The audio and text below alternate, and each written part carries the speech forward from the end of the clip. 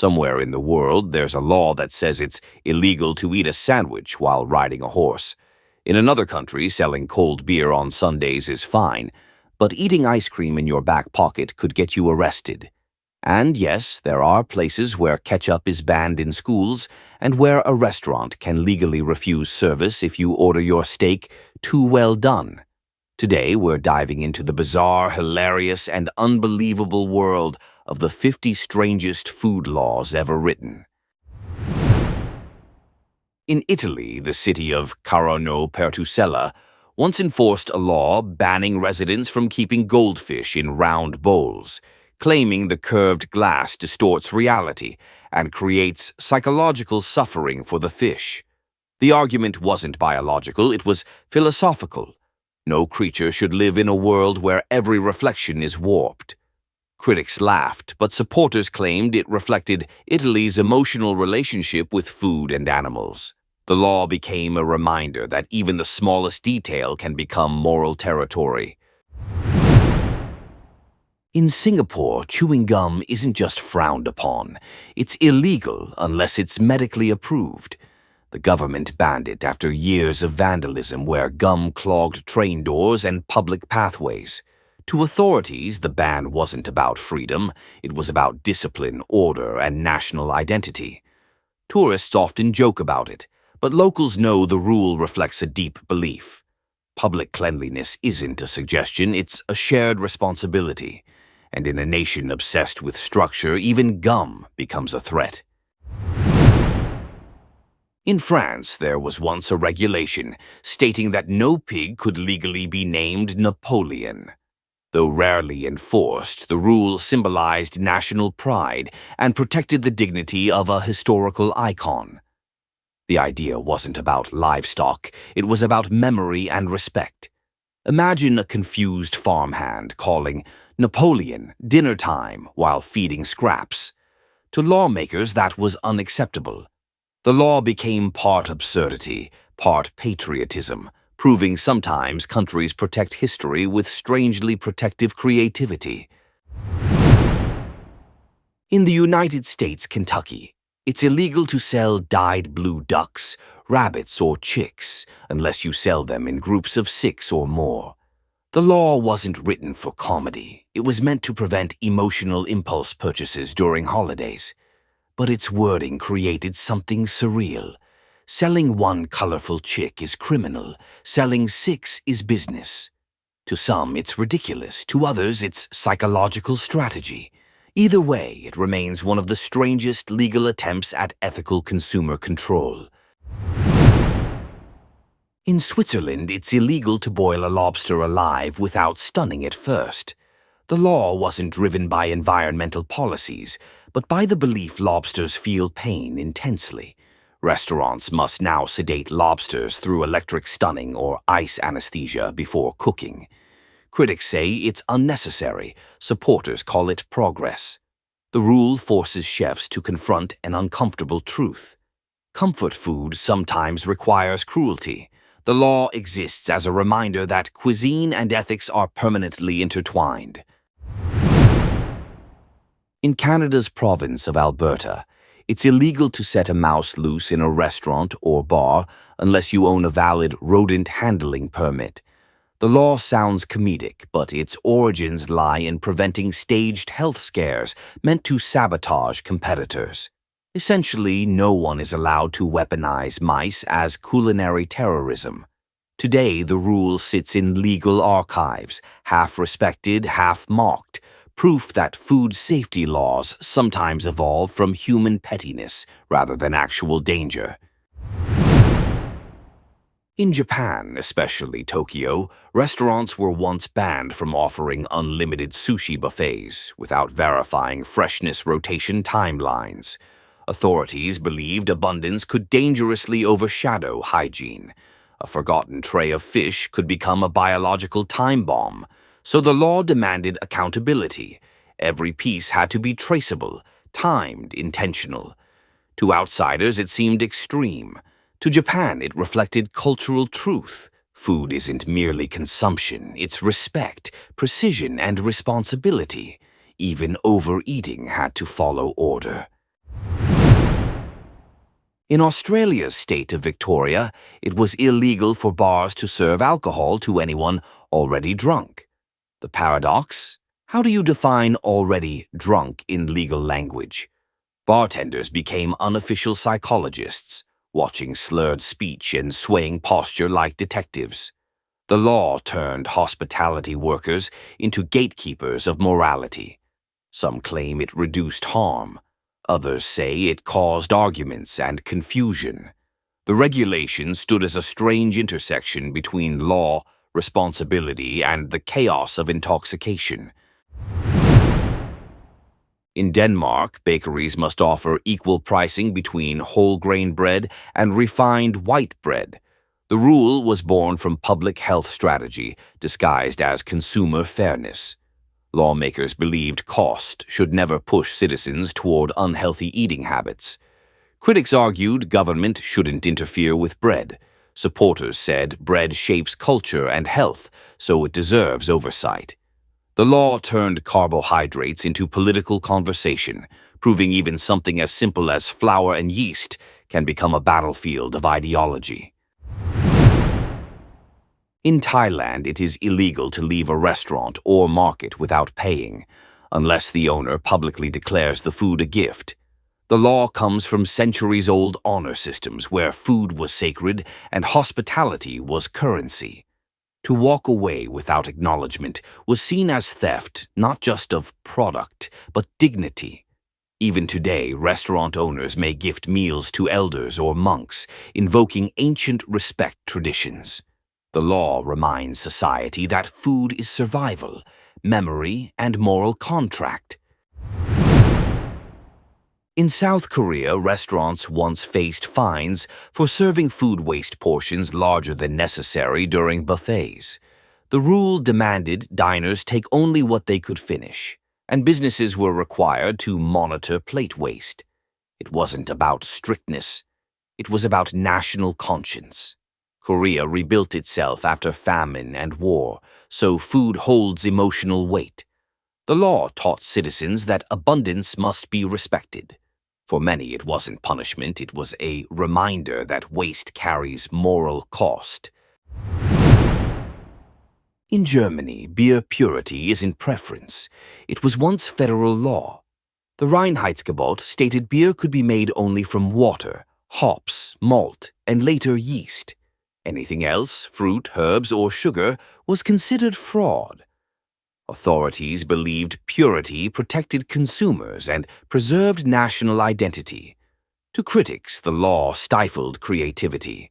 To traditionalists, it protected history. Today, it remains a cultural symbol. Beer isn't just a drink, it's heritage in liquid form, guarded by centuries of pride and discipline. In Scotland, it's illegal to refuse someone water if they request it in a restaurant or bar. This rule comes from an era when alcohol consumption was high and officials feared dehydration and medical emergencies. Water became a human right, not a business decision. Many see it as kindness built into law. Others view it as a relic from a time when moderation had to be legally enforced. Either way, the rule stands. Thirst should never be profitable. In New Zealand, it's illegal to advertise a food as milk unless it comes from the mammary glands of an animal. Almond milk, oat milk, legally speaking, those are beverages. The law originated to protect dairy farmers from marketing confusion. Today, it feels like an outdated linguistic war between tradition and plant-based evolution. Yet, behind the wording lies an emotional truth. Agriculture built the nation, and language became a shield protecting history, identity, and economy. In Japan's city of Kitakyushu, vending machines selling menacingly spicy noodles were once required to include a warning stating, "Not suitable for children, elderly, or those with weak spirit." The phrase wasn't metaphorical. The heat level was considered a challenge to character. Some believed enduring the spice could reveal determination or emotional resilience. The law didn't ban pain. It demanded informed consent. Food became a test, not a comfort, and eating was treated like a trial of willpower.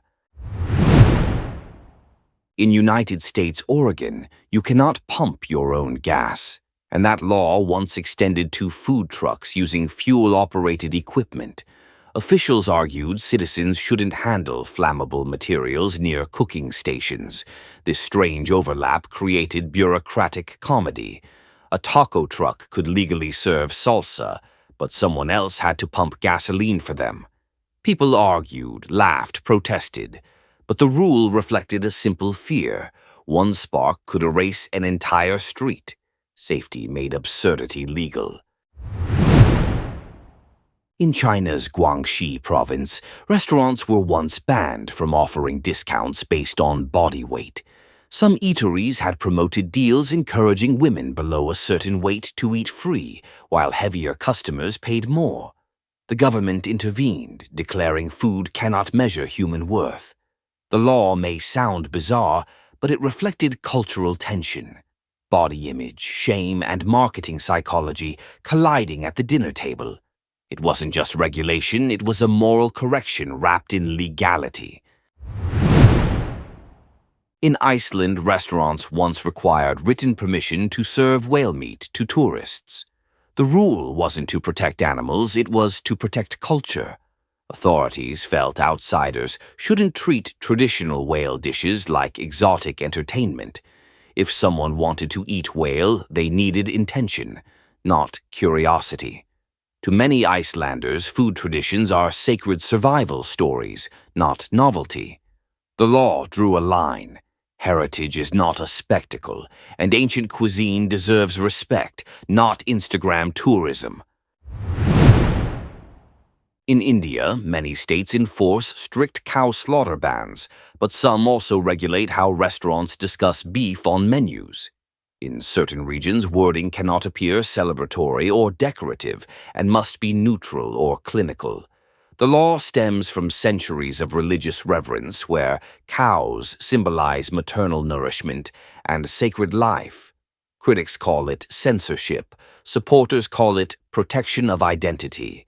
Either way, food language became legislation, proof that cuisine is not only flavor but faith. In Norway, it was once illegal for restaurants to serve whale meat on Sundays, not because of conservation, but because Sunday was reserved for animals of land and moral tradition. This bizarre spiritual classification placed whales outside acceptable Sabbath consumption. The rule blended old religious values with maritime culture. To outsiders, it feels random. To Norwegians of the past, it was an ethical calendar. Some foods belonged to weekdays, others to silence, prayer, and rest. In Arkansas, USA, it was once illegal to mispronounce the word Arkansas in restaurants or public places. The law wasn't about language, it was about protecting cultural pride and historical identity. Officials believed the name carried meaning rooted in native heritage, and mispronunciation was seen as careless disrespect. Tourists found it absurd, locals found it justified. Today, the rule sits mostly forgotten, yet it symbolizes a strange truth. Sometimes a single word becomes a battleground for dignity. In Italy's Tuscany region, cooking bistecca alla Fiorentina rare isn't a suggestion. It was once protected practice. Restaurants could face penalties for overcooking it because tradition claimed the steak must honor centuries of culinary identity. A well-done Florentine steak wasn't just a ruined meal, it was cultural vandalism. To outsiders, it feels extreme. To locals, it's preservation. The law showcased Italy's belief that food is living history, and altering it isn't personal taste, it's crime against heritage.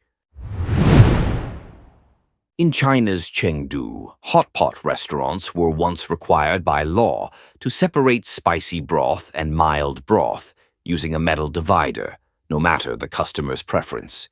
Officials argued the design reduced cross-contamination of allergens and ensured family-style sharing. Unfortunately, it created situations where lone diners were legally forced into a pot meant for groups. Strange, frustrating, and oddly poetic, it reflected a belief that meals should be social, even if the law had to enforce connection. In United Arab Emirates, it's illegal to eat or drink in public during daylight hours of Ramadan, even if you're not Muslim. Restaurants must screen windows, delivery drivers must hide food, and hotels serve meals behind curtains. The rule isn't oppression, it's respect for fasting culture. The law protects spiritual atmosphere, reminding everyone that tradition and modern life don't always meet halfway. To visitors, it's shocking. To locals, it's sacred rhythm woven into time itself. In Vermont, USA, restaurants historically couldn't sell apple pie without offering cheese alongside it. The law sounds comedic, but it came from agricultural loyalty. Cheesemaking and apple farming once sustained local survival. Lawmakers believed food identity deserved legal protection. Today, it's mostly symbolic, but some diners still honor it. Sharp cheddar melting on warm pie, a culinary handshake between past and present. The law remains proof that taste can become tradition, and tradition can become legislation. In France's Champagne region, strict food laws once prohibited calling sparkling wine champagne unless it was grown, fermented, and bottled within designated land. Even restaurants could face fines for misusing the name on menus. The rule wasn't snobbery, it was geographic dignity. Champagne wasn't just a drink, it was soil, weather, ancestry, and craft. The law protected the idea that authenticity isn't opinion, it's origin. To the French, names matter because history matters. In California, foie gras once faced a legal ban due to concerns about animal cruelty during production. Restaurants that served it risked fines and public backlash. But the law triggered philosophical war. Chefs argued culinary freedom. Activists argued ethics. Instead of ending foie gras, it turned dinner tables into debates about morality. The regulation proved that food isn't just sustenance, it's power, identity, and conflict. Even today, the law remains a symbol of the emotional weight behind taste. In South Africa, restaurants were once required to label genetically modified foods not with neutral language, but with bold font warnings. The law created dining tension. Menu reading felt like medical consultations. Some believed it protected health, others argued it weaponized fear. It revealed a deeper cultural tension between modern agriculture and ancestral connection to land. The regulation wasn't about ingredients, it was about trust, sovereignty, and who controls the future of food. In Belgium, fries are legally classified as cultural heritage, and traditional fry stands once faced regulations requiring use of animal fat rather than vegetable oil. Authorities insisted flavor and authenticity must be protected through law. Critics called it outdated. Supporters said it preserved Belgium's identity. Eventually, exceptions emerged, but the message remained clear. Some foods aren't recipes, they're national monuments. In Belgium, fries aren't side dishes, they're pride, memory, and edible history. In Japan's Kyoto, tea houses historically had laws prohibiting rushed drinking. Guests were expected to sip matcha slowly, in silence, acknowledging the spiritual intention behind every movement. Drinking too quickly could offend hosts, dishonor the ceremony, or violate etiquette codes. The law wasn't punishment, it was philosophy. Tea wasn't a beverage, it was meditation disguised as hospitality. The rule reminds modern minds that sometimes the strangest laws are simply reminders to slow down and feel life. In Sweden, restaurants and grocery stores were once bound by strict laws controlling when cinnamon buns could be discounted or promoted, because the pastry wasn't just food. It was part of national identity tied to fika, a ritual of slowing down with coffee and conversation. Lawmakers feared aggressive pricing would turn a cultural pause into a rushed commodity. To outsiders, regulating pastries looks absurd. To Swedes, it protected a gentle reminder: life should be tasted, not hurried. In Hungary, paprika holds legal protections similar to wine appellations. Restaurants can face penalties for labeling dishes traditional Hungarian paprika stew if the spice wasn't grown in specific regions or processed under historical standards. The rule began after counterfeit paprika caused food scandals. Today, the law acts as a culinary shield, preserving authenticity and memory. It's not simply seasoning, it's heritage. In Hungary, flavor isn't random, it's a preserved language spoken through recipes. In United Kingdom, serving unpasteurized milk at restaurants or cafes was once heavily restricted, requiring warnings and licenses. The law sparked debate. Supporters argued it protected public health. Critics claimed it erased ancestral eating traditions. To farmers, the restriction wasn't disease control, it was cultural erasure. For some diners, ordering raw milk became an act of rebellion against industrial food systems. The rule showed that sometimes the battlefield for identity sits quietly inside a glass. In Japan's Fukuoka region, restaurants once faced regulations limiting how loudly they could advertise ramen on streets. Aggressive shouting or amplified microphones were fined because ramen was considered comfort food, not a competitive scream. Authorities believed good food should attract people through quality, not noise. The law pushed businesses to build identity through flavor, aroma, and patience. It wasn't just noise control, it was cultural philosophy. Dignity belongs even to a bowl of noodles. In New York City, restaurants were once banned from using trans fats, making it illegal to fry with certain oils. The law reshaped menus, industries, and eventually national standards. Critics called it government overreach. Supporters claimed it saved lives. What seemed like a simple ban exposed a deeper conflict. Who controls taste, and who controls health? The regulation stands as a reminder that food, politics, and morality are often tangled in the same pan. In Finland, there was once a rule prohibiting restaurants from advertising discounts on alcohol too aggressively, especially during winter. Lawmakers feared emotional drinking spikes during long, dark months. The law attempted to protect mental health through pricing, indirectly acknowledging seasonal depression as cultural reality. Some saw it as strategic compassion, others saw it as economic annoyance. But beneath it lay a quiet truth. Sometimes the harshest laws grow from empathy rather than authority.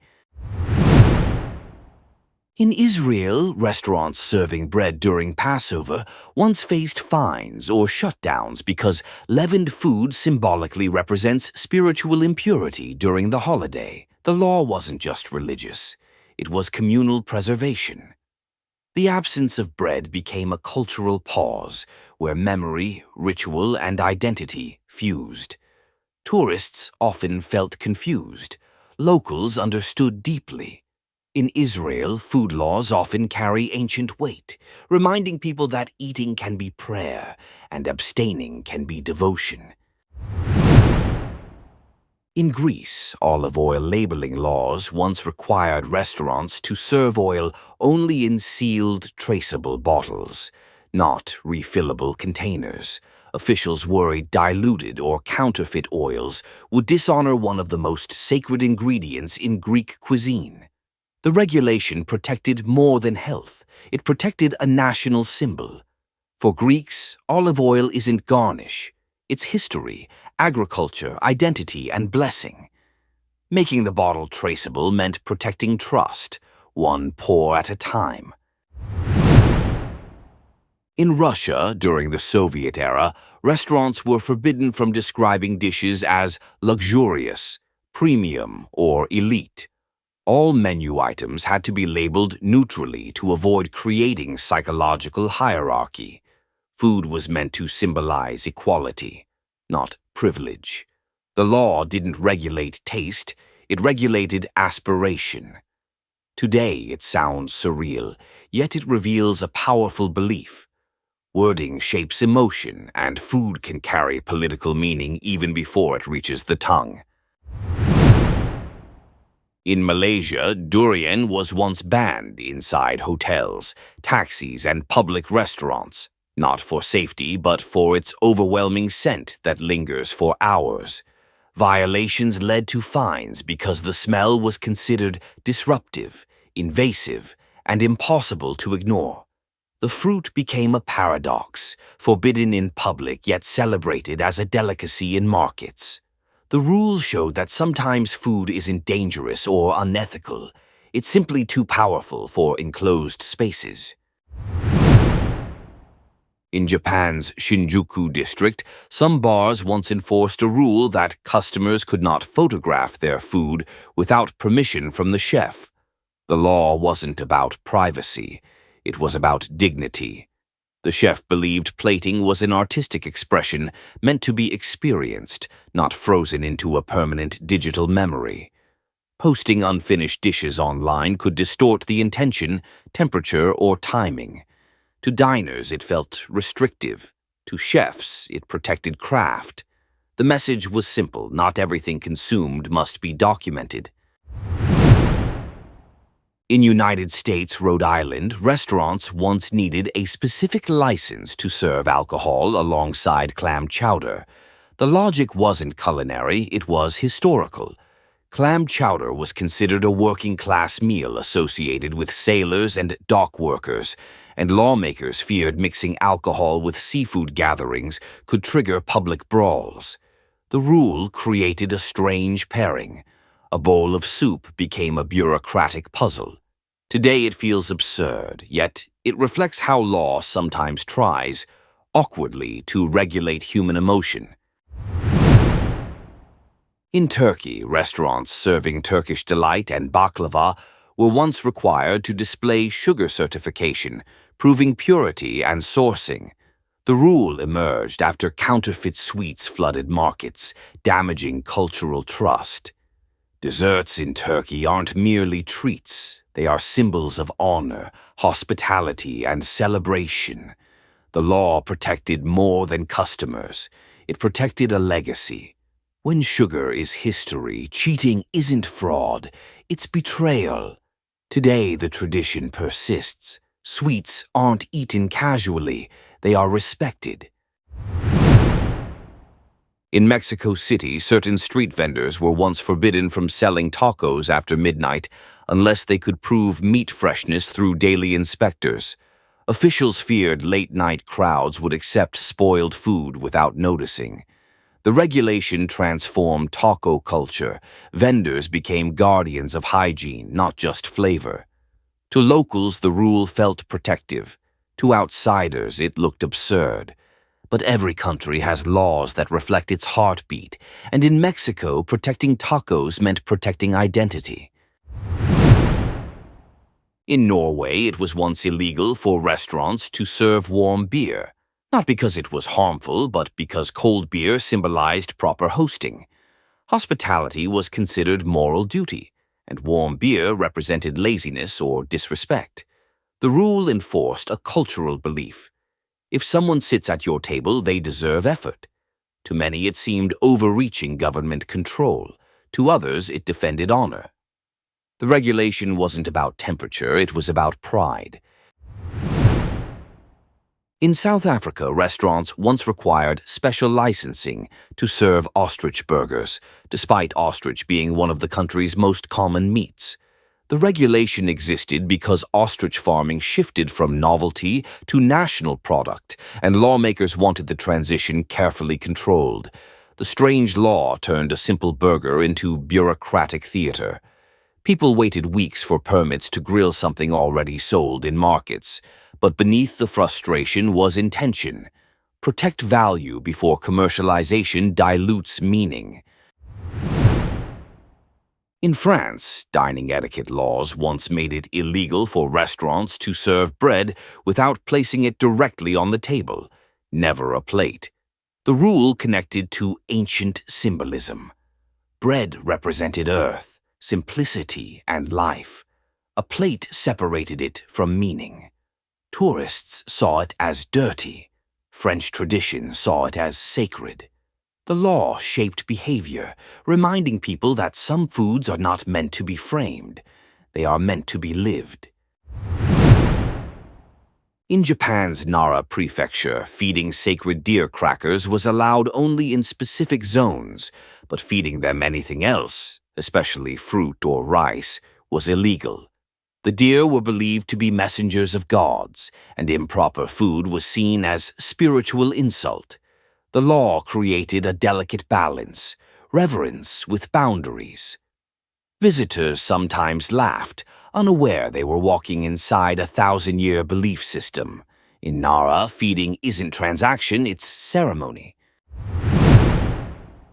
In Hawaii, restaurants and bars once had restrictions preventing the sale of pineapple cocktails using imported pineapples. Lawmakers insisted local fruit must be prioritized to honor homeland agriculture. A tourist drinking a foreign pineapple inside Hawaii felt like an insult to soil, farmers, and history.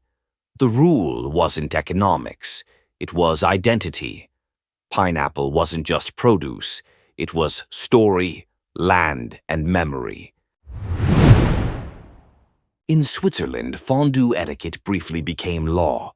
If a person dropped their bread into the pot during shared fondue meals, they were required to buy drinks for the group or face a playful penalty enforced by restaurant staff. The rule wasn't punishment, it protected ritual. Fondue represents unity, shared heat, shared table, shared trust. Dropped bread symbolized broken concentration or disrespect. The law blurred into tradition, proving sometimes the strangest rules are simply reminders that community matters.